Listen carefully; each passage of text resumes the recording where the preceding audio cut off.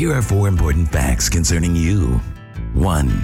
You will die physically one day, like everyone else. You will not be different. 2. After you die, Almighty God will judge you. 3. If you are like most, you will end up in the lake of fire, and there you will be forever. The lake of fire is a real, literal place where the wicked will be in conscious torment in eternal fire forever. 4.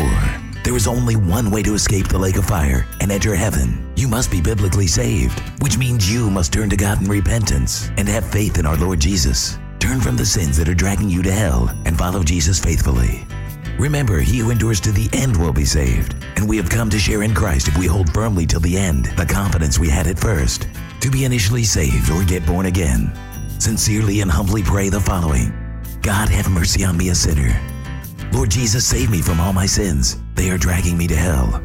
I believe in my heart that you are the only begotten Son of God, that you died on the cross for me, and that God raised you from the dead.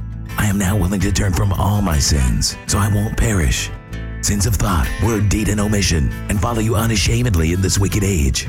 Lord Jesus, you are the only way to the Father, and I now trust you alone for my soul's salvation as I take up my cross daily, deny myself, and follow you.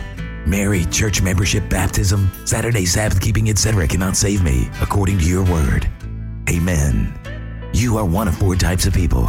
Read Mark chapter 4, verses 15 through 20 carefully to see which type you are. God bless you.